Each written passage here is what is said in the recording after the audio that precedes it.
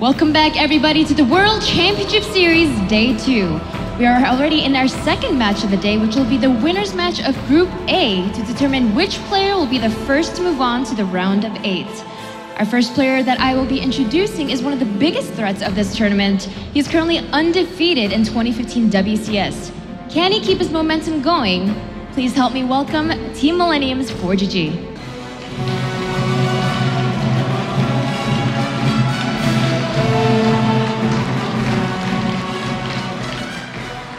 ForGG will be going up against one of the youngest players at this tournament. He has shown that he can compete against the best foreigners, but he'll have to put his skill to the test going up against this Korean Terran.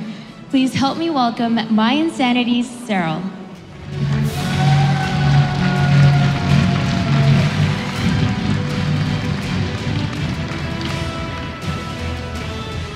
Will it be Finland or Korea that will be the first to move on to the quarterfinals of this tournament? Players shake hands. The winner's match of Group A will begin right away, but first let's hear our experts' thoughts on these two players. Thank you very much, Smixy. We are ready for the winner's match of this group, and this is going to be a great series, no doubt. Two fantastic players with two very different stories, guys. We've got ForGG, who's been around for a very, very long time in StarCraft 1, Brood War, StarCraft 2, and then we've got Serral, who's just shot to the top of the scene recently. Yeah, he's been around for some time, but only recently has he become, you know, one of those big names in the European scene that a lot of people are starting to respect more and more. And yeah, we've talked about, you know, how when you meet him on the ladder, you know that there's a good chance you might lose some points. You're gonna have to fight very hard in order to be able to beat him. But now being up against somebody like ForGG, I don't think I would go as far as saying Serral is the favorite, and quite the opposite, actually. Yeah, this is like almost Serral wanting to knock it up to another level in his career, because recently, yes, he's been doing very, very well in online tournaments, online qualifiers, and within the WCS, his games have been pretty good against non-Koreans, but now he's actually going up against one of the better Koreans that we've had in Europe since forever. Yeah, there's a lot of hype behind Serral right now through his results recently, and this is the big test right here. And honestly, I'm feeling it. I think Serral's gonna win this series against ForGG. He's great in the early game, and that's what you need against ForGG. Actually, I wonder, like, from all you guys, like, for me, I feel like in TvZ, again, I'm the Protoss player here. Yeah. I feel like in TvZ, I've always kind of stayed stuck in that meta where, like, Terran's doing really well against Zerg. So a lot of the time, I feel like Terrans are favorites against Zergs, even like at times where like Zerg is doing really well against Terran. Where are we at right now? With the games that we've seen recently in Zerg versus Terran, like Live pulling some good wins, but then some other Terrans doing much better? Well, the thing is, Serral knows what to expect. Even if it's not the two-base play of like full-on aggression, he knows that he can scout, and he does scout very, very well for that third command center if it's going to come along like we saw yesterday. So he has to prepare, obviously, for that aggression that can come along, and it probably will do, but then he'll have an overlord in there to spot that third command center, and if he knows that, he won't overcompensate for the technically lack of aggression after the initial push. Yeah, Serral will be going for Roaches today to try and deal with ForGG's aggression. I was talking to him earlier, which was good stuff, which is going to help him out a lot. If it is that Hellbat, Banshee aggression, then he can use the Queens and stuff to get that down with the Roaches, which should be an easy defense. Yep. I said that yesterday against TLO, but it all comes down to positioning again. Like ForGG, he's the master of sneaking in those Hellions. Like he gets that opening on the Queens, and then instantly he'll be in there with the Hellions, roasting those drones up, and just pull them out of position with a Banshee. Why is everyone dodging my question here? Where is DVT at in the meta? Who's doing well? I don't know, it's pretty even, right? Apollo. Pretty even? I know you're the host. I'm the host, but if you want me to step in and put my other shoes on, hold on, let me just take these off. I'll put my expert shoes back on. I would say that the meta is really dependent on skill a lot more than anything else in Terran versus Zerg, right? Yeah, it comes down to the better player that wins the majority of the time, because it's such a mechanical matchup that you have to outplay your opponent. There's not too much like, okay, this style, this strategy is really strong that gains wins more so than not. I think it comes down to just raw skill. But does Serral have that raw skill is the big question. Now I'm putting my other shoes on. Hold on 1 second, let's put these back on. Hosting shoes back on. Does Serral have the skill to actually knock it into this another level where he can beat a Korean Terran? Because if you think about all the Korean players over the years, Korean Protoss players, you know, you can beat them here and then. You can win a Zerg versus Zerg against a Korean. But when you meet up against a Korean Terran player, that's when you go, okay, I'm in trouble. What was right? that statistic you had on Serral versus Korea? Well, hold on, let me put my expert shoes back on. Please stop it. 4GG actually hasn't lost against a non-Korean Zerg since July of last year. So he's getting closer and closer to that 1 year mark without a loss. And the last person to beat him was Vortex within the WCS. And since then, he's gone on win after win after win after win and is looking dominant. And then if you put in the look at it this way as well, 4GG beat Life at DreamHack Winter. Understandably, yeah, Life wasn't really prepared to beat him or be able to take him on. But that's the caliber that 4GG is versus Serral, who's rising up to the top of the European scene. There's a massive difference between the two. Yeah, but to your point, he beat Life, but then he lost the next 2 times that he faced him. And the last guy, the last foreigner that beat 4GG, who was a very, like, I would say, top-notch, level foreigner Zerg in Vortex. Yeah. Serral is kind of a bit of a replacement for Vortex, maybe like not yet in achievements, but in terms of, being impressive, being very high up there in ladder. We talked about how he was very high ranked and all that, so... Well, I mean, let's focus on 4GG for a little bit here. He's one of the highest ranked players in the WCS that we actually have of the 16 players out there. He's dominating recently. He's been playing very, very well. Probably at the peak of his career, if I'm not mistaken. He's, as I think you mentioned, Kolaris, a favorite to win the entire tournament for you. Yeah, This should be a walk in the park for him against Serral. I believe he is one of the favorites to win the entire tournament. Stop shaking your head, Fenner. I believe that he is the favorite here in this match, even though I do like the Finns. But at the same time, he is extremely well documented. Yeah. There is not many Terrans in the European scene that we know more about than 4GG. Even though he can go left and right with his strategies, go very aggressive, and even throw in these 3 command centers, you know what you're going to get when you're playing 4GG, and Serral should be able to anticipate. Okay, well look at it this way then. Let's say we have the best player in the world that comes up to one of us and say, hey, I'm going to use this strategy. I don't care if you know about if I'm going to use it or not. Stop me. Is that not the argument that you can put up there? That's what we saw yesterday against TLO. TLO should have been prepared. He looked into 4GG's games. 4GG comes along, perfect mechanics, perfect execution, just dominates TLO even with all of his preparation. Right, and is that not going to play into this series as well? No matter how well Serral knows what 4GG is capable of, can you stop it? I don't think it's comparable with TLO. Like, I really feel like TLO was trying to counter something else than what he got hit by, and Serral, overall, like, keep in mind, 4GG is practically a European, as in he's living in Europe and practicing there. These guys, they've met plenty of times in the ladder. They play mostly on the ladder, so there's going to be a lot of metagame involved. So in regards to that, I would definitely, give a few points of experience more towards Serral, because he's going to have a good opportunity to adjust, whereas, if 4GG was practicing over in Korea, it would be much harder for Serral to know exactly what to expect. Well, here are the maps, guys. So Vaani Research Station, then Deadwing, then Inferno Pools, our favorite map, is going to be the last one in this best of 3 series. What are your thoughts on this then? Vaani Research Station is a great map and starting pick for 4GG here. It's fantastic for me. We went for Vaani Research Station yesterday, and the reason we're doing that is because when you attack with banshees and stuff into the natural base, there's a big distance between the natural and the third base because of the way the map is. You got that base over there, and you got that one over there. Instead of the natural expansion route, you go that way, that way, that way. You go in that way, that way, that way. This is getting very confusing now. Let's do it all together, guys. That way, that way, that way, that way, that way. But the big thing here that I love for a pick from Serral, or not a pick from Serral, but he didn't veto Inferno Pools. I talked about this yesterday. A lot of players, they hate Inferno Pools. They all veto it. You probably all veto it, right? I don't veto actually. Yeah. As a commentator, don't veto anything. But it's a huge map. Yeah. 4GG's aggressive. That's going to work out amazingly for Serral for defending 2-base aggression. All right. I have to cut you to your final thoughts and final predictions because we do need to start this game as soon as possible here. So the first time I'm going to do this for the entire weekend. We may do it more often, but win or lose for 4GG or Serral? Who's winning, who's losing? Blinded by the hype, I'm on the Serral train. Even though I really want to say Serral, I'm going 4GG. Todd? I'm going to go for Serral. I want to see a TLO 4GG rematch. All right, well, thank you very much, guys, for the input on this series. It's time to start the second game of the day. Can Serral pass his true test against 4GG, who's looking not only to advance, but to win the entire of the WCS? Thank you very much, boys. We are also very excited for the winner match of Group A between Serral and 4GG. Nate Reno, you had the pleasure of casting Serral against one of absolute finest European Terrans just a couple of days ago, and it didn't really go all that well for him, did it? No, we actually saw this. So he played him against Marine Lord, French Terran player in the Fragbite Who's Masters. here, by the way, this weekend. I'm so excited to meet Marine Lord. It's not related to this tournament at all. It was like another different Game Winners Assembly, like smaller StarCraft tournament going on. But it was a pretty tough match. And Marine Lord busted out some weird strategies.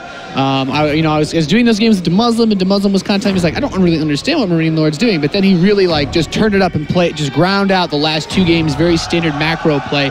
This map, Vaani Research Station, was one of the maps. Serral did not have much luck on at all versus Marine Lord. The only one he won out of those 3 was Inferno Pools, because that's just a map where crazy stuff happens, and there was a very heavy overcommitment for Bio. But this is one of those series that's going to be very difficult. ForGG loves his TvZ, and Serral's going to have to be on point with defending against any of those Hellion run bys that we saw ForGG use, for example, against TLO in the first match yesterday.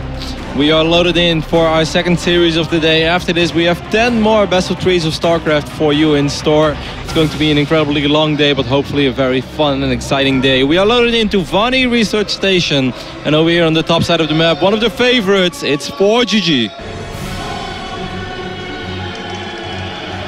Representing Team Millennium, of course. His opponent in the southern position, the Red Zerg, representing Team My Insanity. He is Serral.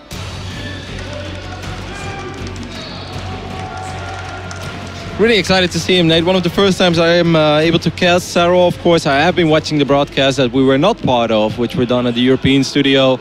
And I too was amazed by how good he was. He reminded me a little bit of his fellow Finnish Zerg player that had a lot of hype around him for a little bit. Once upon a time was called Protosser. He had 1 or 2 amazing runs, and everybody's like, who is this guy? How is he suddenly so good? And Protosser just kind of faded away from the scene a little bit. But Serral seems to be the real deal. Has been posting a couple of amazing results. Seems very calm and collected. I can totally understand that Fenner and Todd believe in a Serral victory over here, but the fact that he wasn't able to defeat Marine Lord, which is absolutely no shame, because I actually think that Marine Lord is probably the best TvZ player in Europe right now, at least together with Bunny, but maybe he's overall the best TvZ player.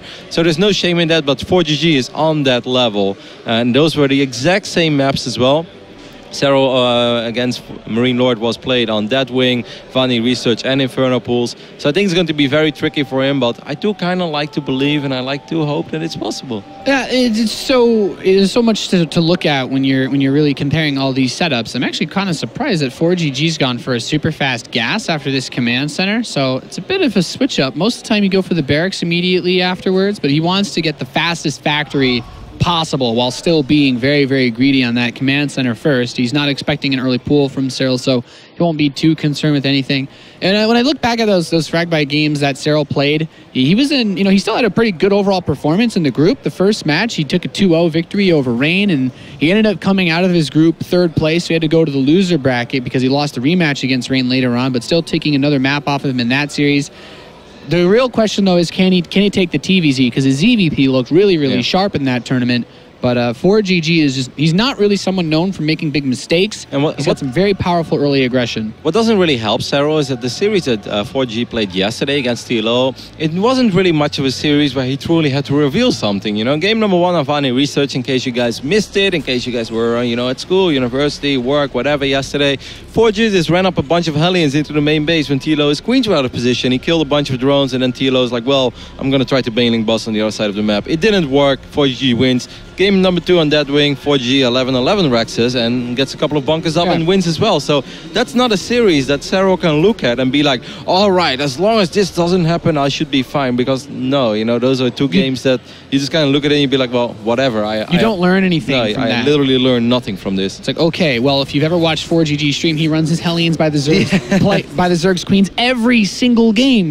That's just something that ForGG does. And Serral, Fenner kind of mentioned as well that he had spoken to him. He's like, well, roaches are one way to deal with it. We saw Roach play actually out of Fire Cake to try to stop Pult's Hellions, and it's not the worst decision, but it does slow everything else down that you can try to go for, and that hurt Fire Cake a lot in the only long TvZ we saw because it delayed the Mutalisks quite a bit. And ForGG is very, very greedy opening, which he's gotten no Marines, so there's nothing that could actually... ridiculous. Serral could have flown his Overlord in, like as soon as it came by, he could leave his Overlord there and watch the entire thing because there won't be a Marine out for a very long time. I do feel that this sort of shows that ForGG definitely respects Serral, that he doesn't look at Serral and be like, you know, I'm just going to be overly safe against this Zerg player. I'm going to open up with a Reaper or two, make sure I scout everything and make sure nothing can go on. And yeah, I could have been more economic, but it doesn't really matter. I feel that ForGG is cutting corners over here, which I think is a sign of respect that shows that he wants to get any edge he can possibly get against this very talented young Finnish Zerg player. Yeah, he gets his Hellions out a good deal faster than you would normally. This also means that his Banshee's going to come out faster, basically all at the cost of his Marines. So this Overlord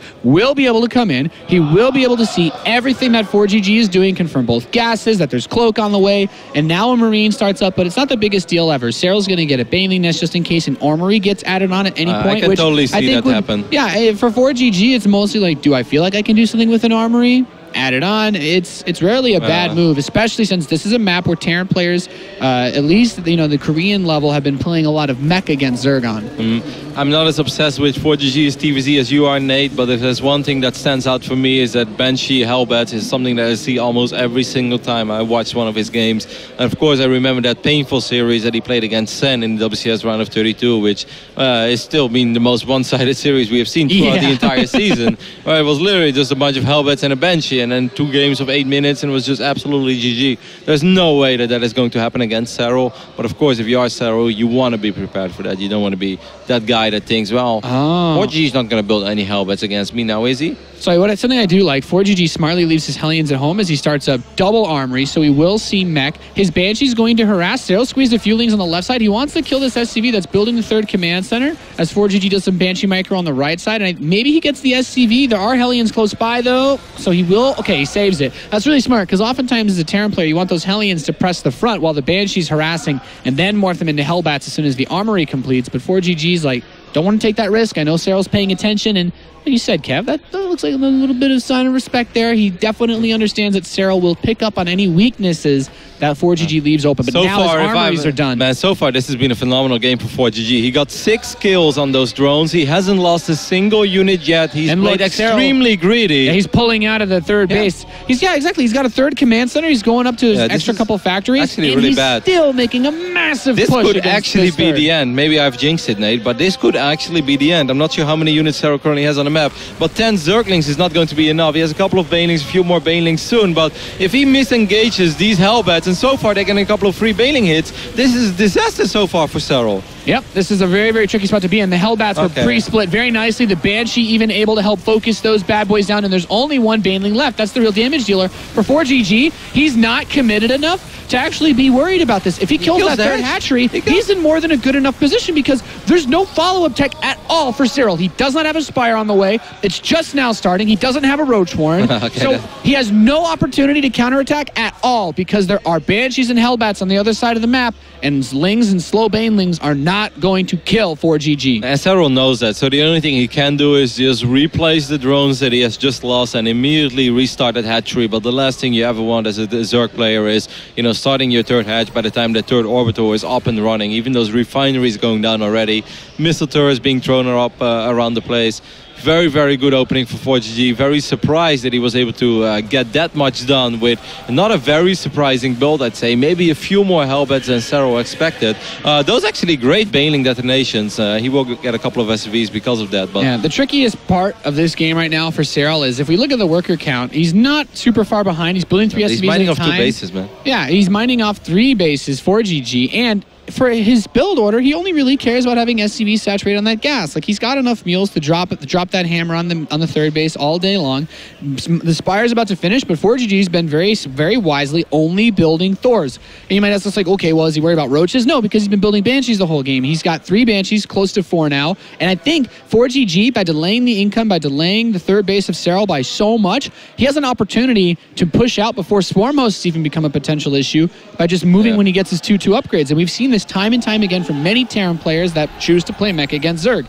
if I was ForGG, I would never let it come to that phase in the game. I would just get enough units and make sure I leave something at home, and then just throw down a couple of scans, make sure I know where my enemy's army is. It's a super popular timing in TvZ right now. Make sure that you know what you're dealing with, and don't let it come to the phase where the Zerg suddenly has 10, 12, 14 swarm hosts, because it doesn't have to come to that. Because this is the best. This is the best map for swarm hosts against mech right now. You really don't have to do too much maneuvering to defend against a big mech push because of how slow that army is. The Mutalisks, it's very important that he retains these, as there will be his only way to handle the Banshees if ForGG decides to push out with that 2-2, which is one of course, the reasons why we said he's very low on siege tanks. So the Mutas want to harass. There's a bit of an open space here by the left refinery, so delaying that gas income, very, very important. Yeah, he's going to get a couple of SCVs over here as well. That's very nice, but that does not change that there is a massive mech army that is very, very ready to march across the map. And I'm not sure if Serral is going to have enough units to actually deal with that. For now, he's buying at least a little bit of time, because a couple of Taurs are being rallied to the natural, which I'm sort of surprised by. Yeah, at this point, it's all about getting enough time to get the swarm hosts out. ForGG does not have to make that big push I was talking about. It's just going to make his life a lot easier if he could do it there. Otherwise, this game will take some time for ForGG to clear through. I mean, if Serral stabilizes... dealt with quite well. Yeah, if Serral stabilizes and he gets a couple of drones on that Fort Hatchery, where he's doing a very good job at spreading creep, as soon as he had a little bit of freedom, of course, you know, this might not be the most impressive creep spread of all time, but let's not forget that he had to worry about this ridiculous amount of Hellions that even killed his hatchery. So all things considered, I think he's done a very good job in replacing those tumors and pushing creep out pretty far to the middle of the map. Now, I really like this link counterattack from Serral. He recognizes that ForGG is pushing across the map. He wants to rally everything as far forward as possible, and ForGG is actually still just like, okay, just leave a couple Hellbats and keep moving out. Getting the turret opens up the opportunity for the Mutas to swing by and continue to pressure this third base. That's exactly what he wants to do. Of course, ForGG is aware of that threat as well, so he immediately wants to throw up 2 turrets. But the Locusts are out already and actually getting a couple of really good shots up on a few of these Hellbats. 3, 4, 5 Hellbats have gone down immediately. ForGG, he's not able to finish this turret just yet. These Mutas being a real big pain in his side. Now they're starting to finish up, so he does manage to defend just in time. I don't think he got the swarm hosts yet. Serral desperately trying to defend against this, but that's what the power of the Banshees comes in. Yep, and Queen's helping out quite a bit as well. Locust moving forward again. The last Hellbats have fallen. The first tanks are going to take a little bit of damage as well, but that's all so far. ForGG needs to kill this hatch, and he knows that he's going to be able to get it as well. A lot of DPS in those Banshees. I mean, there are still 14 swarm hosts. There's a lot of firepower behind this, and there's still an overseer with those queens, which have been pushing the Banshees away. So it's all about just inching forward with this push for ForGG, as that third base actually got knocked down quite a few notches. He's going to actually kill a couple swarm hosts. He can't afford to lose these Immutalisks to get wrecked by those Thors. And at this point, with the Banshees and the Hellbats getting on top of these queens, he's losing all of his anti-air, and these Banshees can just sit all over the swarm host all day. First swarm hosts are falling as well, and that is going to be it for game number 1. GG is called. ForGG wins it pretty convincingly. I must say, though, off the back of a very, very greedy opening. Yeah, you know, ForGG cut the corner, did not open with any Marines whatsoever, just went straight... No SCV scout, nothing. Yeah, just went straight command center first, into gas, into barracks. There are close to no Terrans that ever do this, because you want to have a Marine in that worst case scenario where your Zerg opponent opens up, even with like anti-Reaper builds where they have a few Lings move across the map, because then they're just wailing away at your command center and your depot since you go straight into that reactor, and it's just a big, big pain to deal with. But ForGG did enough damage with his follow-up push with all those Hellbats and the Banshees, because his third base and his armories were finishing up behind it. He was never really worried about how much damage those Hellbats did, but they put him in a position where that game was close to impossible for him to get the swarm hosts out in time after opening Mutas. And very good Banshee harass as well in the natural of Serral, where he got 6 or 7 kills, despite the fact that there is a Spore Crawler there, despite the fact there is a Queen trying to pick that Banshee off. ForGG didn't lose the Banshee, and he got 6, 7 drones. That is a lot, because that forces Serral to replace those drones that he just lost, and that's why he didn't have enough Zerglings or Banelings to deal with those first Hellbats. And also the initial encounter of the first couple of Banelings, like a couple of them literally got picked off by Hellbats. They didn't even run into Hellbats, they got picked off by Hellbats while they were being transferred to the low ground. Yeah, very, very difficult game. Second map is going to be Deadwing. Pretty large map, all things considered. If these guys end up in vertical spawns, I think we could end up seeing another swarm host type mech. I have a feeling that ForGG could also play bio on this map, just so that he doesn't have to worry about those easy to hold 4 bases. You know, the rush distance, I guess, isn't too different Vaani Research Station, but the map's less narrow. So I guess it just kind of depends on the spawns. There's one ridiculous game I saw between ForGG and Live, which wasn't a DreamHack Winter, where they also played on this map, and I think it was vertical, and it was just non-stop fighting. It was just like Marines rallied across the map against circling, bailing Muda over and over and over and over again. It was an awesome game. So ForGG definitely capable of playing bio on this map. Yeah, ForGG is exceptionally good with his bio control, as he used it, even in that final against Live where he beat him at DreamHack. The mech just seems to be something that he's been favoring on certain maps, at least for this season. But we are just about ready, almost seems, to get into this game. I'm really interested to see whether the spawns heavily influence this, whether ForGG decides to go for that mech-based play.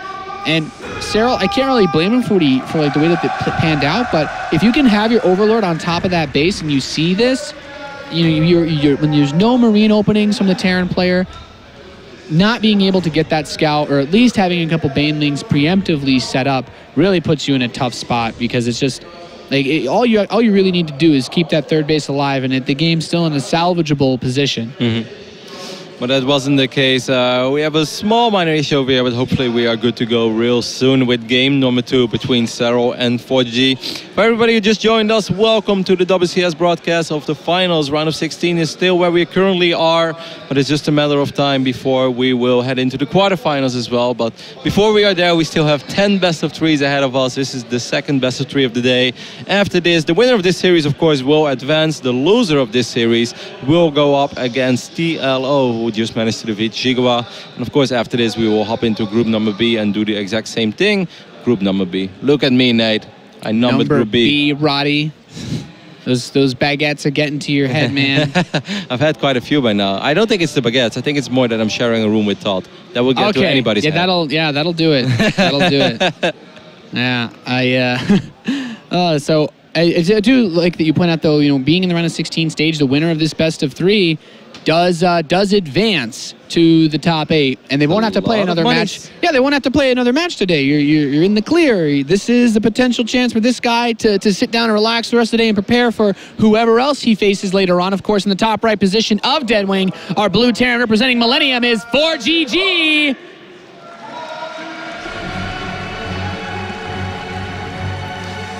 Now here on the left bottom side of Deadwing, he has a little bit of an uphill battle to face, but he is a young, talented Zerg player hailing from Finland. It is Serral.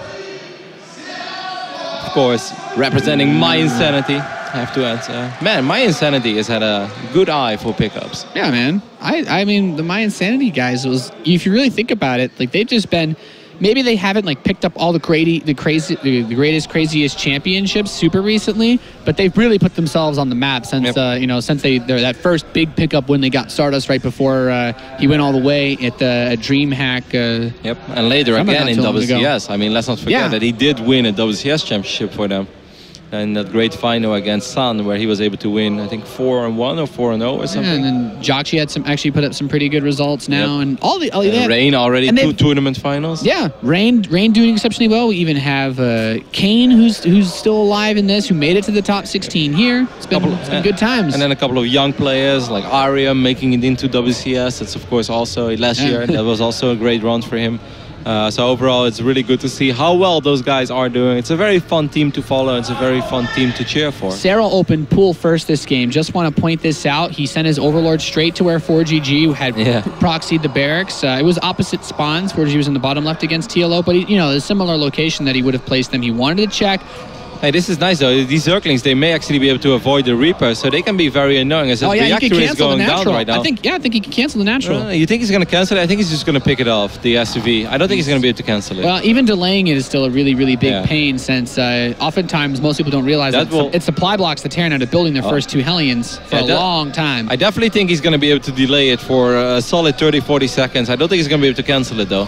But this is nice. Yeah, that Reaper has to run all the way back across the map now, and I don't think there's too much reason for him to try to poke up this ramp. Maybe he's going to get the SUV building the depot. The depot is actually very early in its production. This is one of these moments, if you're ForGG, you're like, oh, come on, really? Like, this is so frustrating. Yeah, I actually like that ForGG started another depot in his main base immediately, because he knows that this supply blocks him for a long time. You really need that command center to start up those Hellions, and he doesn't want to have those Hellions late at all, especially when your name is ForGG. Oh, he wants to get another SUV. I don't think he's... Oh, is he going to get it? Not the dream! The nibble.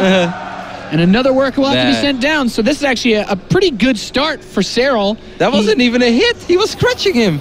He barely reached him with his paw, Nate. Sometimes you just have to reach out, Roddy. It was like the fur of the Zergling. Take a leap of faith. He grazed him, and that was enough. With 5 hit points, I mean, imagine being shoved will do you in. that was just like an aura, more than an actual attack. But still, this is an awesome start for Serral, and this is just one of these moments. Of course, ForGG now being a tournament champion and overall just doing so good. He's probably a little bit more relaxed, but nobody likes a start like this. You're just like, oh man, why do you open up with the Zerglings? Why is my Reaper so far out of position? You're so lucky I missed this. Yeah, like those are the things that go through your mind right now if you're a player, and this is really nice for Serral because he knows that he got maximum value out of that minor investment. Look at the work account, man. He's 16 workers ahead. Yeah, he's been droning up like crazy, and he's getting this Roach Horn out. ForGG, he's going for a very quick Hellion run-by plus Marine drop. He could try to... I guess I don't think he's going to try to drop the Hellions. The Marines are a little bit too slow. Oh my now, God. Serral's Overlord actually gets us a glimpse of this. He doesn't see the medevac, though, but he sees that there's no tech lab on the barracks, which should tell him enough. No, I definitely think that he should prepare a little bit. Like, he could have seen as well that there were very, very few SUVs in the natural. He's gonna elevator the Hellions and then turn them into Hellbats. Still though, like all that Serral does not have Zergling speed, so that's actually a real problem. How many queens? He's building. He has 4 queens. He has a Roach Warren now, so he's going to start to produce those. I mean, he needs to get enough roaches to burst down the Hellbats, though, because if the medevac can heal against just 1 or 2, he's not going to be able to break him. I mean, even if he loses a few drones, I think that's completely acceptable. Right now, he's doubling the work account of ForGG. Even if he loses a few, that's okay. Just don't lose like 15, you know, because then you're giving ForGG exactly what he's hoping for. But ForGG needs to do some serious work. Every second that goes by is a second where Serral should have another roach or 2. He's going to start off picking up this Reaper. Yeah, he's... okay, that's another good start. The medevac keeps that alive. He's going to fall back to a couple more of his queens. There's the first transfuse on these roaches. The Hellbats and Marines are stepping up. One of those queens actually not fighting just yet here.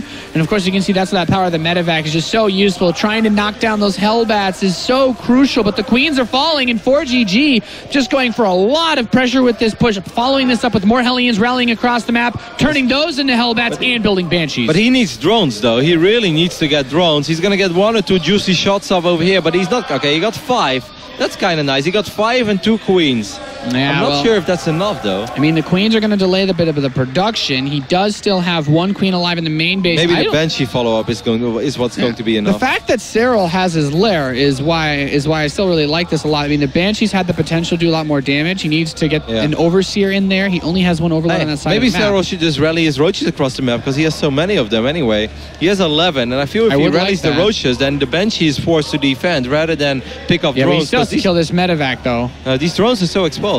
Yeah. Once he gets rid of this medevac, then I think it opens that up. But now the Banshee is here, and there's no support colors even on the way because he lost all of those queens. He's not anything that can even kill the Banshee. Okay, this is going to be painful. The first attack wasn't maybe that successful for ForGG, but now he's just going to have a field day in the natural Serral. He's going to be able to pick up another queen. He's going to be able to pick up a couple of these drones. They are so exposed. He could kill the queen. Nate. He can kill the queen that pops out of this hatchery too. ForGG just making the most of this opening. Queens cannot beat Banshees 1v1, and since he lost so many of them, he's really just been slowed down. I almost felt that almost a stupid amount this game. I do feel that that Banshee should have been working on the drones rather than that queen, because now he gets 1 more queen. That's great, but he could also get like 6 or 7 drones, which I think would have hurt. Serral just wants to keep his workers alive as long as he can because his Spire is about to finish. Now, keep in mind, he can't afford to build a whole lot of mutas. He's got 400 gas. But that's enough to chase away a medevac or a Banshee. A Banshee, yeah, that's true. It's enough to defend for now. So he'll be able to slow this down at least a little bit. He's actually supply block, so he can't start the Mutalisks just yet. And, well, ForGG is already building Thors and Vikings, so because the Mutalisks are delayed, now there's no chance at all that he can do any kind of counter-harass. That overseer is going to spot the army. It's going to spot command center number 3 as well. We'll maybe even spot those Vikings that are about to pop, but I'm not sure if that's going to happen. That Marine. Yeah, well... It was a good try.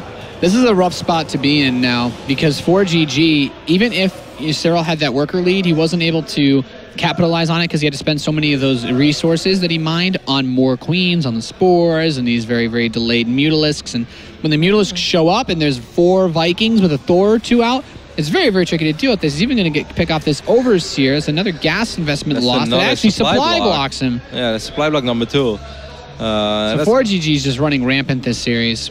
Well, I don't think this is the disaster for Serral, though, Nate. He's up 20 workers. Yes, I know it's triple orbitals soon, and fourth command center is even going on the way, but this is cross-map on Deadwing. It's not like Mech is going to have a very easy time making some moves happen or capitalizing on any minor advantage that 4GG might be able to create for himself. Like, I don't think it's bad for Serral.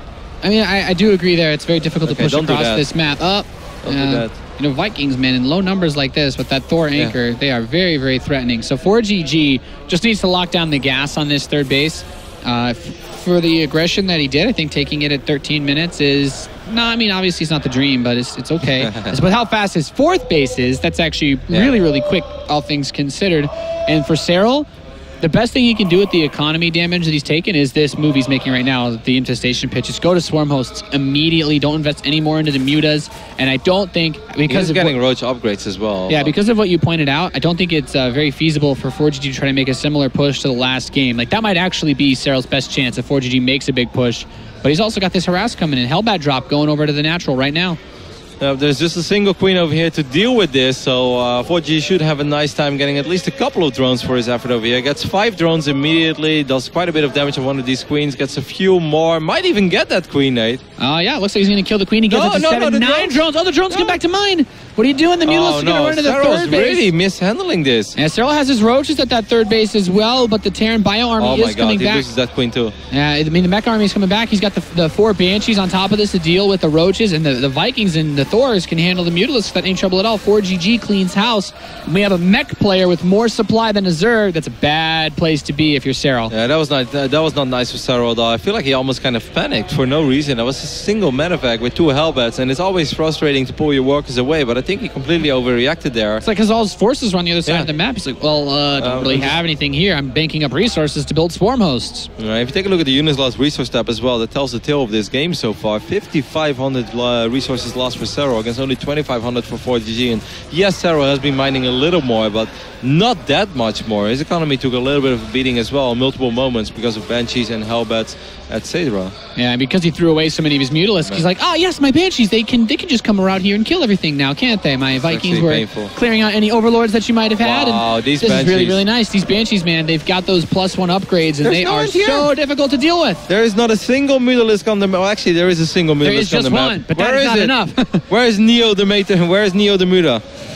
He's the one. Oh. Well, he's slacking. He's about 1 map length away at this point. I don't think he's going to be able to spend these ridiculous. The Vikings, you know what? People joke about this stuff. They're like, oh, there's a bunch of Banshees and Vikings. The Vikings called Overseers, only detection. Now there's nothing here. Well. You can land the Vikings and snipe the Spore Crawler. Boom, boom, bang, bang. 4GG's knocking down this 4th base of Serral. I wish the camera was on Nate when he did that, because that was amazing. He actually made the animation. I don't know what he's supposed to do.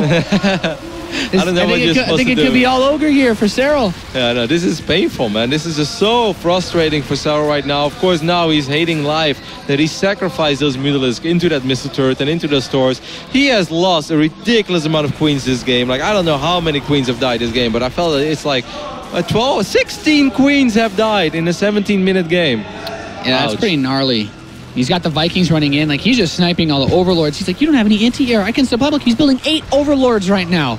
Even, it's like, at this point, in order to free up enough supply to build anything, he's actually going to deny himself the resources to build anything once he has the supply. Well, finally these Vikings will get picked off, but needless to say, 4G played the last 2 minutes with a huge smile on your face. This is one of these moments where StarCraft is always a beautiful game, and on those moments when you're on the winning side of a move like that, it's a little extra beautiful when your opponent has nothing that can kill the units that you have that are just wailing away, pushing out so much damage on queens, hatcheries, drones, spores. You're just loving life. The one thing that works in Serral's favor is that he somehow managed to get a hive during all of that and get 3 Vipers out. 4GG, in a weird sort of way, could actually still throw this game away if he were to make a push right now. He's situating the 4th base. I really like. He just needs to max out and make sure that if he decides to go for some kind of push, he does it slowly. I'd prefer to see him move into some sort of air play and just capitalize on the fact that Serral can never really get too aggressive. He's going to try to come up and actually abduct some Thors, but the Thors don't die. He doesn't have just enough firepower yet. Yeah, Serral has to be a little bit careful. He doesn't really have a whole lot that is protecting these Swarmos. Now, splash damage is going to be able to do a little bit of damage on these Swarmos as well. 4GG recognizes that there's not a lot holding these bad boys together, and the Hellions can just chase them down. Hellions actually pretty effective versus Locust with blue flame upgrades, and He's actually still chasing him down there. Swarmos haven't even reburrowed. He's going to get a couple of them, and even when they spawn their next Locust Wave, these Hellions are going to be able to do quite a bit of damage, I think, on them. He just cut down the Swarmos count to almost half. Now the Banshees can fight with impunity again. Okay, so he gets a Blinding Cloud on the Thors. This allows the Locusts to move forward, but there's not enough Locusts. It doesn't even matter, Roddy. Hellions run by once again, and GG is called. ForGG advances first place out of his group to the round of 8 here at the World Championship Series Finals. Oh, man, he was very dominant in game number 2. It's so cool to see how he doesn't really sweat it. You look at the numbers of this game, you're like, man, if you're a Terran player, aren't you getting nervous right now? But ForGG, it almost felt like he wasn't getting nervous. He knew that eventually he would find an opening, and I do felt that Serral panicked a little bit against that first Hellbat drop, because after that it just went from bad to worse. You know, those Banshees, that was just almost painful to see. Yeah, he got slowed down a lot by that opening phase. Just that first Marine Hellbat push, because he kills all the Queens, which really opened up the door for that Banshee to do a sick amount of damage. And then in replacing all of those Queens, like you said, 16 or so lost in that game. 17, no, even more in the end. I think in the end it was like over 20. That was like a rip to be a queen. And Serral was never able to get into a comfortable setup position where he had all of his bases saturated, and from that position he just couldn't recover. No, he couldn't. Anyway, ForGG advances. He's the first player to advance to the quarterfinals of WCS Premier League, and he's on stage with Sue. Thank you very much, Rotterdam. Congratulations, ForGG, on being our first quarter finalist in the WCS Season 1.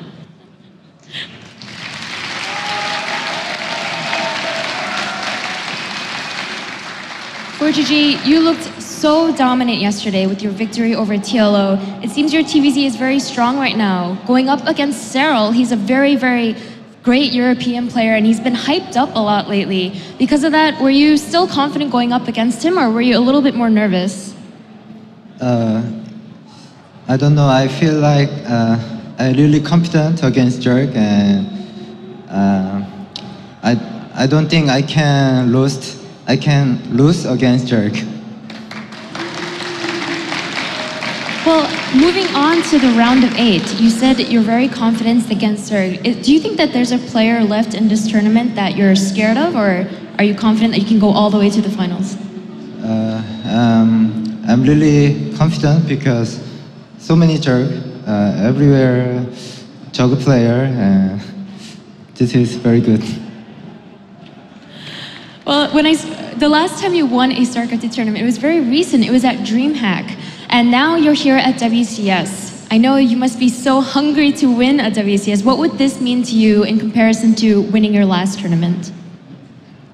이해가 안 돼. 네, 이제 최근에 그 드림핵 대회를 우승했었잖아요. 근데 그게 첫 스타트 우승이었는데 여기 WCS에서도 만약에 잘하고 우승하게 된다면 그게 어떤 다른 의미 될 것 같으세요? I really need more trophy because I never get the good results before, so this WCS season 1 is very important for me, and I will get trophy. Confident words from ForGG. Congratulations again on making it to the quarterfinals. Let's hear what our experts have to say about our quarterfinals ForGG and that series. Thank you very much, Smix. Congratulations to ForGG, another player who said he's going to win this tournament. I think Paul said yesterday he also was going to win this tournament, so we'll have to see how that shapes up over the next couple of days. But Serral suffers his first map loss and his first series loss now in the WCS. Fenner, tell me why he lost that series. I mean, that was a bit of a heartache right there, Apollo, right? I was fully on the Serral hype train. He tried his best. I really feel like Serral did his best in that series, and ForGG just outplayed him there. I don't think Serral had what it took to take him down. I don't think it was nerves that shut him down. Just the aggression from ForGG, it's flawless up until the point that he hits. And if you're not playing flawlessly yourself in the defense, it's just going to be too much. We even saw when he got those roaches out on time in the second game, he was still putting a lot of damage on. The roaches were dying. He was getting pushed right back into his natural. He had the right units, just needed them like 10 seconds earlier, and then he would have been okay. Well, I mean, ForGG continues his winning streak against non-Korean Zergs, extending that one more series further. Is there a Zerg at this tournament that can actually stop him? I mean, Fenner would probably say Hydra. I don't know whether he can or not. The thing about ForGG is, I mean, we saw it there. When in the round of 32, I think he took his group a little bit lightly, but here it really looked like serious mode for GG, and when he turns it on, it's very, very difficult to defeat him. Anything to add on to this, Todd? These guys talking? Ain't nothing but a setback. You know, he faced a very good player, and sometimes it's when it happens, you end up losing. Yeah. ForGG was just a better player. At this point, Serral, I feel like he's still a big favorite, not only, you know, to beat TLO and advance, but also to go even deeper in the tournament, depending on who he meets. As long as he doesn't get, you know, some, I guess, too difficult opponents against which he can still win. Like, even these games, like looking at them, you know, he lost and it was pretty convincing by ForGG, but I feel like Serral was just missing maybe a little something to be able to do just a bit better and possibly even win. All right, well, thank you very much, guys. We're going to get ready for the next match, which is going to lead us towards Serral and TLO now, going head-to-head to decide who goes through to the next part of this tournament, which is going to be the top 8 in the brackets. So we'll be right back with that series. It's going to be a fun one, a European clash, but who goes home and who moves forwards?